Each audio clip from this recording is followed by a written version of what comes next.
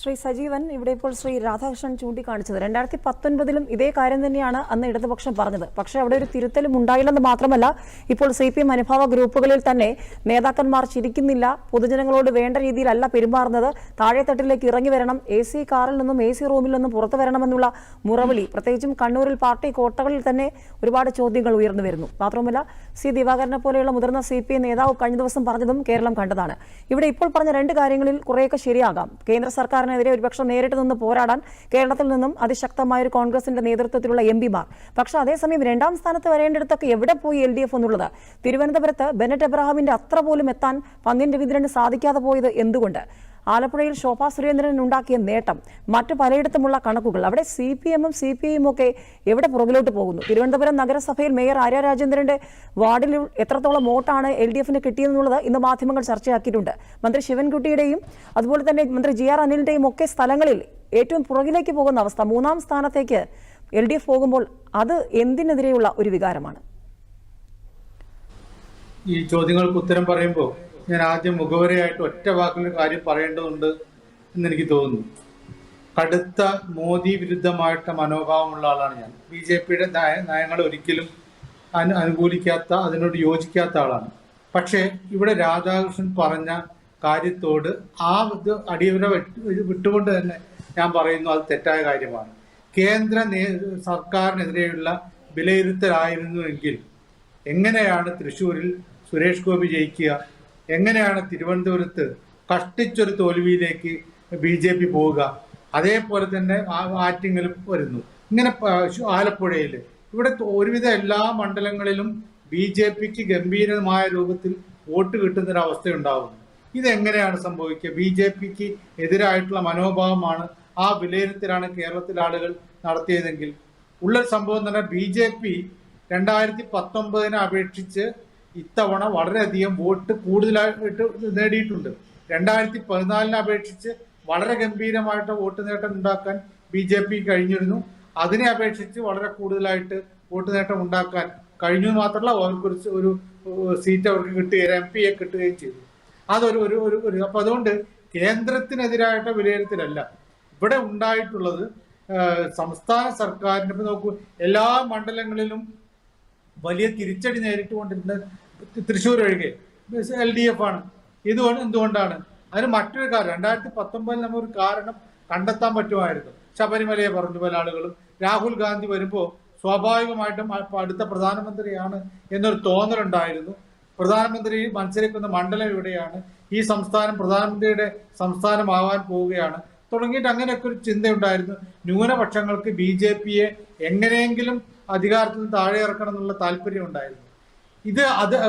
രാഹുൽ ഗാന്ധിയുടെ 2019 വരവും ഇത്തവണത്തെ വരവും തമ്മിൽ വലിയ അന്തരമുണ്ട്. ഞാൻ ഈ മണ്ഡലങ്ങളിലൊക്കെ, വയനാട്ടിലൊക്കെ പലതവണ പോയിട്ടുള്ള ഒരാളാണ്. അപ്പൊ സ്വാഭാവികമായിട്ടും അതൊരു കാരണം പറഞ്ഞുകൊണ്ട് ന്യായീകരണം നടത്താൻ LDF-ന് കഴിയില്ല. രണ്ടാമത് ശബരിമലയില്ല. ശബരിമല പ്രശ്നം കൊണ്ടാണ് അങ്ങനെ ഒരു അബദ്ധം പറ്റിപ്പോയി, അങ്ങനെ പറയാനില്ല. ഇത്തവണ കാരണങ്ങൾ MP ഗോവിന്ദൻ മാഷക്കോ മുഖ്യമന്ത്രി പിണറായി വിജയനോ പറയാനൊരു കാരണം, ഞങ്ങൾ പരിശോധിക്കും, തെറ്റ് തിരുത്തി മുന്നോട്ടേക്ക് പോകും, ഭരണത്തിൽ എന്തെങ്കിലും തെറ്റുണ്ടെങ്കിൽ അതും തിരുത്തും എന്നുള്ള കാര്യങ്ങളല്ലാതെ മറ്റൊന്നും പറഞ്ഞില്ല. സ്വാഭാവികമായിട്ടും നമുക്ക് കണ്ടെത്താൻ പറ്റുന്ന കാര്യം ഇത് ഭരണവിരുദ്ധ വികാരം തന്നെയാണ്, ഒരു സംശയമില്ല. ഭരണത്തിന് ജനങ്ങളെ കൃത്യമായിട്ടും മനസ്സിലാക്കിയിട്ട് ജനങ്ങളുടെ ആവശ്യങ്ങൾക്കനുസരിച്ച് മുന്നോട്ടേക്ക് പോവുക, ഇത് ഞങ്ങളുടെ സർക്കാരാണെന്ന് തോന്നുന്ന ഒരവസ്ഥ ഉണ്ടാക്കാൻ പറ്റിയില്ല. ഒന്നാം പിണറായി സർക്കാരിന് ഒരു തുടർച്ച ഉണ്ടായപ്പോൾ അന്നത്തെ CPM-ന്റെ സംസ്ഥാന സെക്രട്ടേറിയറ്റ് ഒരു ചർച്ച ചെയ്തിട്ട് എടുത്ത തീരുമാനം ഇത് വളരെ അപകടകരമായ ഒരു അവസ്ഥയാണ് എന്ന് മനസ്സിലാക്കുക. അപകടകരം എന്ന് പറഞ്ഞാൽ ഇങ്ങനെ പോകുമ്പോൾ തിരിച്ചടികൾ ഉണ്ടാവാനുള്ള സാധ്യതയുണ്ട് എന്ന് മനസ്സിലാക്കിയിട്ട് തിരിച്ചടി ഉണ്ടാവാതിരിക്കാൻ പരമാവധി ശ്രമിക്കണം എന്ന് പറഞ്ഞു. പക്ഷേ നമ്മൾ ഇടനാഴിയിലെ ഈ അവതാരങ്ങളെ വീണ്ടും കണ്ടുകൊണ്ടിരുന്നു. ഇതാണ് പ്രശ്നം. BJPക്ക് ഇവിടെ ഒരു മണ്ഡലത്തിൽ BJP അടിപതറിപ്പോയി എന്ന് പറയാനില്ല. ഇനി മറ്റൊരു കാര്യം പറയാനുള്ളത്, ശബരിനാഥ് ഇവിടെ പറഞ്ഞൊരു കാര്യം. ശബരിനാഥ് പറഞ്ഞത് തൃശ്ശൂരിന്റെ കാര്യത്തിൽ ഒന്നാണ്, അതേപോലെയല്ല ആലത്തൂരിന്റെ കാര്യം. ആലത്തൂരും തൃശ്ശൂരും മാത്രമായിട്ടുള്ള പ്രശ്നമാണ്. തൃശ്ശൂരിനെ മാറ്റിവെക്കുന്നു എന്ന്. തൃശ്ശൂരിൽ എന്താണ് പറ്റിയത്? ശബരിനാഥിനെ അറിയാത്തതല്ല.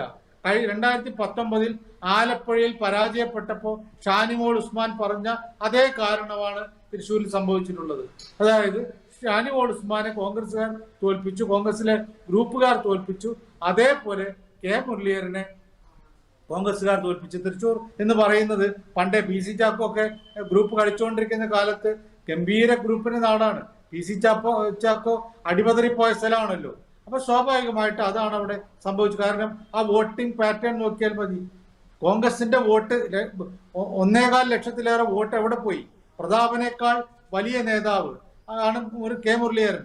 മുൻ മന്ത്രിയാണ്, KPC പ്രസിഡന്റ് ആയിരുന്നു അദ്ദേഹം, പലതവണ MP ആയിട്ടുള്ള ആളാണ്, വളരെ ഉന്നതനായ നേതാവ്. കരുണാകരന്റെ തട്ടകത്ത് പരാജയപ്പെടണമെങ്കിൽ ഒന്നുകിൽ BJPയും CPM ഒത്തുകളിക്കുന്നു എന്ന് പറയുന്ന നയം അതാണെങ്കിൽ അവർക്ക് അങ്ങനെയല്ലേ വോട്ട് കുറയേണ്ടത്. അപ്പൊ അവിടെയുള്ള സംഭവം അതാണ്. ആലത്തൂരെ സംബന്ധിച്ചിടത്തോളം അതാണ് LDF മനസ്സിലാക്കേണ്ട ഒരു കാര്യം. ആലത്തൂരിൽ എന്തുകൊണ്ടാണ് രാധാകൃഷ്ണൻ ജയിച്ചത്? നല്ല സ്ഥാനാർത്ഥിയായിരുന്നു. ഈ ഭരണവിരുദ്ധ വികാരങ്ങളെ മുഴുവൻ ഇല്ലാതാക്കാൻ പറ്റുന്ന രൂപത്തിലുള്ള, അല്ലെങ്കിൽ ഒരു പരിധി വരെയെങ്കിലും അതിന്റെ കുത്തൊഴുക്ക് തടഞ്ഞു നിർത്താൻ പറ്റുന്ന ഒരാളായിട്ട് രാധാകൃഷ്ണൻ പറ്റി. അത് തന്നെയാണ് ആറ്റിങ്ങൽ ജോയ് തോറ്റു എന്നുള്ള കാര്യമൊക്കെ നമുക്കറിയാം. പക്ഷെ തോൽവി എന്ന് പറയാമോ? അത് അങ്ങനെ ഒരു തോൽവിയുണ്ട്. വളരെ ജയിച്ചു തോറ്റു എന്ന് പറയാവുന്ന ഒരു അവസ്ഥയിൽ ഉള്ളൊരു അതാണ് അത് ജോയ് അങ്ങനെ ജനങ്ങൾക്കിടയിൽ പ്രവർത്തിച്ച ഒരാളായതുകൊണ്ടാണ്.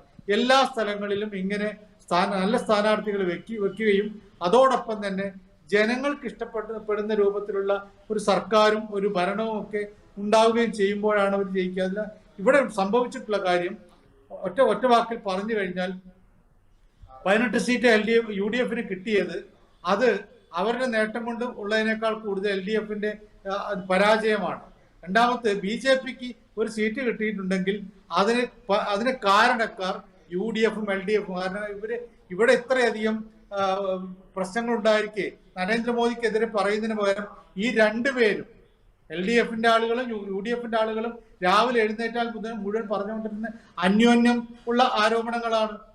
അങ്ങനെ ആരോപണം ഉന്നയിക്കുമ്പോൾ സ്വാഭാവികമായിട്ടും മണ്ണും ചാരി എന്ന ആള് പെണ്ണ് കൊണ്ടുപോയി എന്ന് പറഞ്ഞ പോലെ മണ്ണും ചാരി എന്ന് BJP അങ്ങ് ഒരു സീറ്റും കൊണ്ടുപോയി. ബാക്കിയുള്ളതൊക്കെ ഇനി ഗംഭീരമായ ജയിക്കുന്നതിന് തുല്യമായിട്ടുള്ള പരാജയമാണല്ലോ തിരുവനന്തപുരത്തും ആറ്റിങ്ങലും ഒക്കെ ഉണ്ടായിട്ടുള്ളത്. അപ്പൊ സ്വാഭാവികമായിട്ടും BJPക്ക് വൻ നേട്ടമുണ്ടാക്കാൻ കഴിഞ്ഞു. ഇതിനെ കേന്ദ്ര സർക്കാരിനെതിരെയുള്ള ഒരു വികാര പ്രകടനമെന്ന് നമ്മൾ അങ്ങനെ പറയുന്നുണ്ടെങ്കിൽ അത് ശരിയായിട്ടുള്ള വിലയിരുത്തലല്ല എന്നാണ് എനിക്ക് പറയാനുള്ളത്.